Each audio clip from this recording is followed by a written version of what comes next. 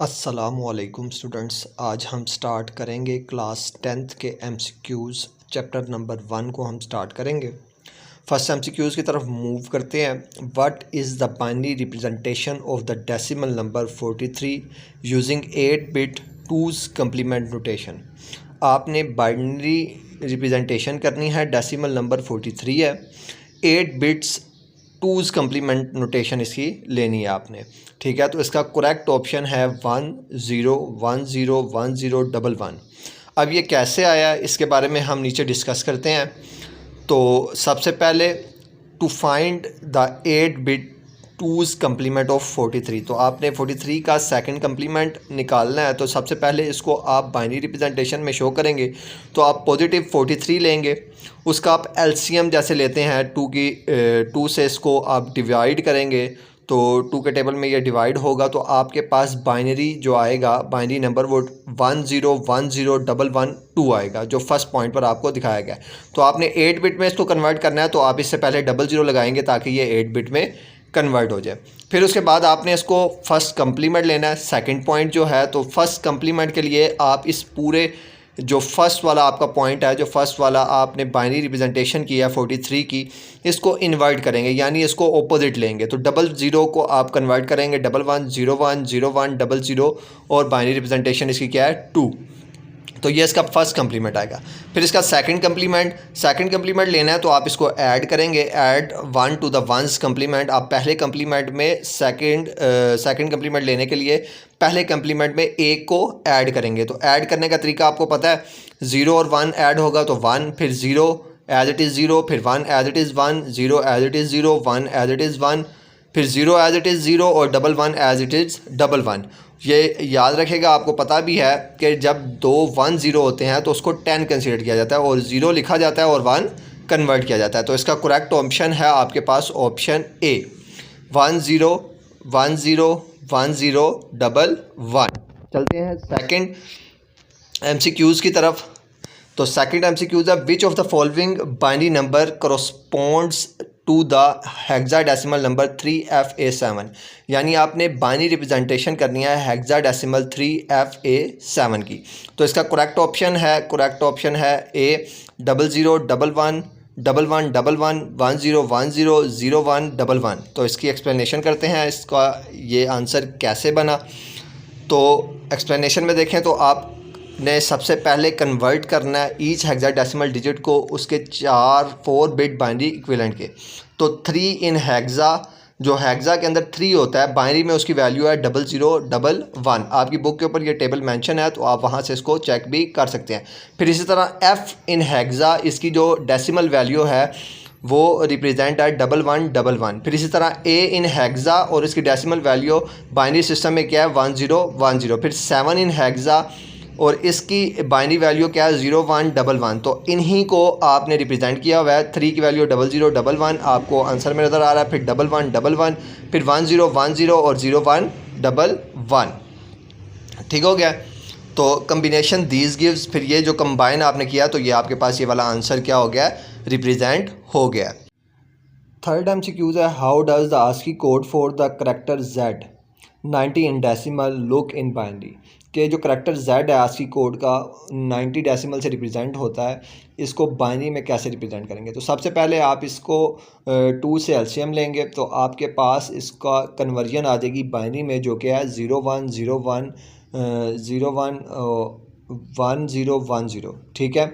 Explanation, आप इसको convert कैसे करते हैं 2 डेसिमल्स में। आप सबसे पहले इसका डिवीजन लेंगे, 90 को डिवाइड करेंगे 2 से, तो 45, 2 45 ज़ार 90, रिमाइंडर 0 आएगा, फिर 2 22 ज़ार 44, 1 रिमाइंडर आएगा, फिर 2 11 ज़ार 22, रिमाइंडर 0, 2 5 ज़ार 10, रिमाइंडर 1, 2 2 ज़ार 4, रिमाइंडर 1, 2 1 ज़ार 2, रिमाइंडर 0 और फिर उसके बाद 2 रह जाएगा, तो 0 और 1 रिप्रेजेंट होगा। ठीक है।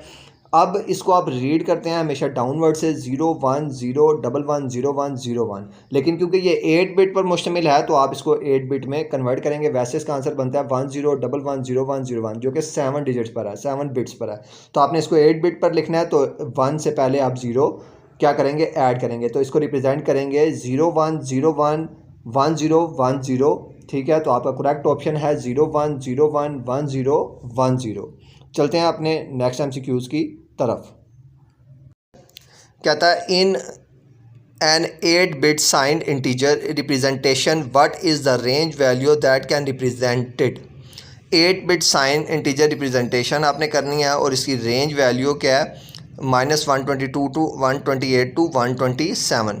For an n-bit signed integer using 2's complement the range is from -2 की पावर n-1 2 की पावर n-1 to इंटू -1। फिर 8 बिट्स के लिए n = 8 होता है। सो द रेंज इज़, तो 2 की पावर 8 n की जगह 8 रिप्रेजेंट होगा, -1 करेंगे तो 8 - 1 टू 2 की पावर 8 - 1 - 1 विच इज़ 2 की पावर, तो ये क्या बनेगा 2 की पावर 7 और 2 की पावर 7 - 1, तो ये आपका रिप्रेजेंट करेगा 128 को। 2 की पावर 7 128 होता है और 2 की पावर 7 127, ठीक है। उसमें से 2 की पावर 7 128 ही होगा, लेकिन जब -1 करेंगे तो 127, तो ये इसका करेक्ट ऑप्शन है 128 और 127। मूव करते हैं अपने 5th MCQs की तरफ। 5th MCQs है आपका जी, how many different values can be represent with a 10-bit binary number. 10-bit binary number के अंदर कितनी आपकी वैल्यूज़ रिप्रेजेंट होती हैं, तो 1024 वैल्यू आपकी रिप्रेजेंट होती हैं 10 बाइनरी नंबर्स के अंदर। एक्सप्लेनेशन इसकी देखते हैं जी।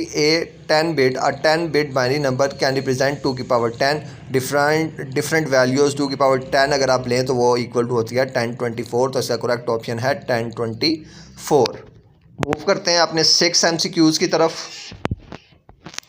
विच of the following is not a task performed by an operating system. इनमें से कौन सा टास्क ऑपरेटिंग सिस्टम परफॉर्म नहीं करता। आपकी बुक के ऊपर तमाम MCQs मौजूद हैं, लेकिन मैंने सिर्फ वही एक्सप्लेन किए हैं जो आपके करेक्ट ऑप्शन है। तो सी ऑप्शन आपका करेक्ट है, ईमेल मैनेजमेंट। क्यों? Operating system primary handle core system function like process management. Operating system जो आपका होता है वो प्राइमरी हैंडल करता है और कोर सिस्टम है फंक्शंस का, लाइक प्रोसेस मैनेजमेंट। ये प्रोसेस मैनेजमेंट भी करता है, मेमोरी मैनेजमेंट भी करता है, डिवाइस मैनेजमेंट भी करता है, और email management is typically handle by application software. जो ईमेल हैंडल है वो एप्लीकेशन सॉफ्टवेयर हैंडल करता है, email clients rather than the operating system itself. तो ये ऑपरेटिंग सिस्टम इटसेल्फ मैनेज नहीं करता, तो ईमेल मैनेजमेंट इसका करेक्ट ऑप्शन है। आगे मूव करते हैं 7th MCQs की तरफ। Which type of operating system allows multiple tasks to be performed at the same time? कौन सा ऑपरेटिंग सिस्टम है जो मल्टीपल टास्क अलाउ करता है कि आप परफॉर्म कर सकते हैं एक ही वक्त में। तो करेक्ट ऑप्शन है इसका ए, मल्टी प्रोग्रामिंग ऑपरेटिंग सिस्टम। ठीक है, मल्टी प्रोग्रामिंग ऑपरेटिंग सिस्टम है वो जिससे आप एक ही वक्त में मल्टीपल टास्क परफॉर्म कर सकते हैं। Multi programming operating system allows multiple program to reside in memory and share the CPU giving illusion of simultaneously execution by rapidly switching between them। आप एक ही वक्त में मल्टी प्रोग्रामिंग टास्क क्या कर सकते हैं, परफॉर्म कर सकते हैं मल्टी प्रोग्रामिंग ऑपरेटिंग सिस्टम के ज़रिए। ठीक है, एक ही वक्त में आप शिफ्ट होकर मुख्तलिफ काम को एक ही वक्त में ऑपरेट करते हैं और उनको मैनेज भी कर सकते हैं। ठीक है, जैसे आपकी विंडो भी मल्टी ऑपरेटिंग प्रोग्रामिंग सिस्टम है। ठीक है, जिस पे आप एक ही वक्त में सॉन्ग भी सुनते हैं, एक ही वक्त में आप कोई काम भी वर्ड पर कर रहे हैं, और एक ही वक्त में आप कोई ऐप यानी फेसबुक या कोई सोशल मीडिया का ऐप भी यूज़ कर सकते हैं। फिर मूव करते हैं अपने 8th MCQs की तरफ। Which state of a process represent that it is ready for execution but waiting for CPU time. वो विच स्टेट ऑफ प्रोसेस, वो कौन सी स्टेट है प्रोसेस की जो रिप्रेजेंट करता है that it ready for execution, कि आप एग्जीक्यूशन के लिए रेडी हैं but waiting for CPU time, लेकिन आप इंतज़ार कर रहे हैं कि CPU फ्री होगा तो फिर आप वर्किंग करेंगे। ठीक है, तो इसका करेक्ट ऑप्शन है, करेक्ट आंसर जो है वो है ready state. It is in process management, जब आप प्रोसेस मैनेजमेंट के होते हैं, प्रोसेस इज़ द रेडी, तो प्रोसेस रेडी होता है। State has all the necessary resources to run but is waiting for its turn to be allocated CPU time by the scheduler. तो ready state में आप necessary resources आपकी मुकम्मल होती हैं, सिर्फ आप जस्ट वेट कर रहे होते हैं CPU का कि CPU आपको क्या करे, एक्सप्लेन करे और आपको इजाज़त दे तो आप अपने काम को परफॉर्म करें। What is the main purpose of a processor schedule, process schedule का मेन पर्पज़ क्या है, मेन मकसद क्या है। तो बी ऑप्शन आपका करेक्ट है, टू मैनेज सीपीयू यूटिलाइजेशन के जो प्रोसेस स्केड्यूलर है इसका मेन पर्पज़ क्या है, सीपीयू की यूटिलाइजेशन को क्या करना, मैनेज करना। The process scheduler is a component of the operating system, जो प्रोसेस स्केड्यूलर होता है वो ऑपरेटिंग सिस्टम का एक कंपोनेंट है। That decide which process should run next, जो डिसाइड करता है कि अब आने वाला कौन सा नेक्स्ट जो प्रोसेस है वो रन होना है। aiming to maximize CPU utilization and provide fair access to the CPU for all process। किस लिए, क्योंकि इसका एम है कि ये मैक्सिमाइज़ करे CPU यूटिलाइजेशन को, यानी ज़्यादा से ज़्यादा यूटिलाइज़ करे CPU को और प्रोवाइड करे fair access CPU for all process, अपने तमाम प्रोसेस CPU के लिए। 10th MCQs है दी, विच memory management approach involves divide memory into fixed size block। कौन सी मेमोरी मैनेजमेंट अप्रोच इन्वॉल्व है डिवाइड करने के लिए मेमोरी को इन फिक्स साइज ब्लॉक्स में। तो पैजिंग, ठीक है, इसका करेक्ट ऑप्शन है A. Paging is a memory management scheme, paging एक मेमोरी मैनेजमेंट स्कीम है where the operating system retrieves data from secondary storage in a same size block called pages, जिसमें क्या करता है कि आपका ऑपरेटिंग सिस्टम रिट्राइव करता है डाटा को सेकेंडरी स्टोरेज से सेम साइज़ में और ब्लॉक्स कॉल्ड पेजेस, और ब्लॉक्स में लेके आता है जिसको आप पेजेस कहते हैं, ठीक है। तो उन ब्लॉक्स को आप क्या कहेंगे, pages, which are map to fix size blocks of physical memory called frames, जो फिक्स साइज जो मैप किए जाते हैं फिक्स साइज ब्लॉक्स के साथ फिजिकल मेमोरी कॉल्ड फ्रेम्स, ठीक है। फिर नेक्स्ट मूव करते हैं, what is the main purpose of interrupt in operating system. Main वजूहात क्या हैं कि आपका ऑपरेटिंग सिस्टम क्या हो जाता है, इंटरप्ट हो जाता है। टू हैंडल इमीडिएट इवेंट्स, तो इसका करेक्ट ऑप्शन है इमीडिएट इवेंट्स को हैंडल करने के लिए इंटरप्शन क्या हो जाती है आपके ऑपरेटिंग सिस्टम के अंदर होती है। Interrupts are signals to the processor emitted by hardware software indicating an event that needs immediate attention. Interrupt जो होता है ये एक सिग्नल होता है जो प्रोसेसर से इमिट हुआ होता है हार्डवेयर और सॉफ्टवेयर के लिए कि इमीडिएटली अटेंशन आपकी लेने के लिए, allowing the operating system to respond promptly to input output request error on the critical events. किसी भी क्रिटिकल इवेंट्स या एरर की सूरत में आपने क्विक रिस्पॉन्स करना होता है, तो इसको हैंडल करने के लिए इमीडिएट इवेंट में आपको इंटरप्शन में जो करेक्ट ऑप्शन है इसका वो क्या है, टू हैंडल इमीडिएट इवेंट, कि आपका जो इंटरप्शन है ऑपरेटिंग सिस्टम इसको हैंडल करता है इमीडिएट इवेंट्स के लिए। Which scheduling algorithm assign CPU time in fix time slice to each process in a cyclic order.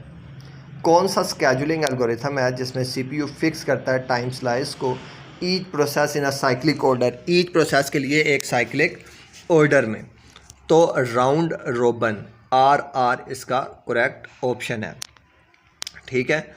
Round robin is a preemptive scheduling algorithm. Round robin एक preemptive scheduling algorithm है which each process is given a fix time slice, क्योंकि इसके हर जो process होता है उसके लिए एक ख़ास टाइम स्लाइस होता है, एक ख़ास क्वांटम होता है टू एग्जीक्यूट के लिए, and if doesn't complete within the time, अगर वो अपने वक्त के अंदर मुकम्मल नहीं होता, it preempt and added to the end, और वो उसको क्या करता है, प्रीम करता है और उसको एंड में ऐड कर देता है to the of the ready queue के लिए। तो राउंड रोबन इसका क्या है, करेक्ट आंसर है। मूव करते हैं अपने 13 MCQs की तरफ। 13th MCQs आपका क्या है, which memory management technique divide memory into fix size blocks. कौन सी मेमोरी मैनेजमेंट टेक्निक का इस्तेमाल करके आप क्या करते हैं, डिवाइड करते हैं मेमोरी को इनटू फिक्स साइज ब्लॉक्स। तो पैगिंग ही इसका करेक्ट ऑप्शन है। Explanation, this is the repeat of question 10, ये बिल्कुल क्वेश्चन 10 जो आपने अभी 10th MCQs किया है, ठीक है, उसका रिपीटेशन है। Paging gives memory to into fix size blocks. Paging आपको मेमोरी को फिक्स साइज ब्लॉक्स के अंदर क्या करता है, कन्वर्ट करता है। Page in a logical memory, frames in a physical memory. Pages को लॉजिकल मेमोरी में और फ्रेम्स को फिजिकल मेमोरी के लिए। फिर 14th MCQs है आपका, which of hosting involve installing and running software on service servers located with an organization physical premises. Which type of hosting involves, किस किस्म की होस्टिंग इन्वॉल्व होती है इंस्टॉल और रन करने के लिए सॉफ्टवेयर को ऑन सर्वर्स पर लोकेटेड विद एन ऑर्गेनाइजेशन, जो किसी ऑर्गेनाइजेशन के अंदर मौजूद होते हैं, physical premises.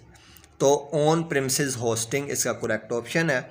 On premises hosting का मतलब ये होता है that the server and infrastructure are physically located and manage with the organization on facilities, क्योंकि ऑन प्रीमिसेस होस्टिंग के अंदर जो सर्वर होता है और उसका इंफ्रास्ट्रक्चर होता है फिज़िकली लोकेटेड होता है कहाँ, आपकी ऑर्गेनाइजेशन के अंदर, तो उसको ऑर्गेनाइजेशन फिज़िकली लोकेटेड होता है और मैनेज किया जाता है ऑर्गेनाइजेशन की तरफ से और उसको ऑन फैसिलिटीज़ दी जाती हैं। And opposing to being hosted by a third party provide like cloud shared और डेडिकेटेड होस्टिंग, यानी उसको कोई थर्ड पार्टी एग्जीक्यूट नहीं कर रही होती। ठीक है, मूव करते हैं अपने लास्ट MCQs की तरफ। MCQ नंबर 15 कहता है which component of a programming software translate code written in a high level programming language into machine code. कौन सा कंपोनेंट ऑफ प्रोग्रामिंग सॉफ्टवेयर है जो ट्रांसलेट करता है code written in a high level language, यानी वो कोड जो आपने हाई लेवल लैंग्वेज प्रोग्रामिंग में लिखे हैं इनटू मशीन कोड में, तो वो कंपाइलर है। कंपाइलर IDE की एक कंपोनेंट है IDE का। तो कंपाइलर वो सॉफ्टवेयर है जो आपकी हाई लेवल प्रोग्रामिंग लैंग्वेज को ट्रांसलेट करता है लो लेवल लैंग्वेज के अंदर। A compiler is a program that translate source code written in a high level programming language into machine code और another intermediate language that can execute by a computer.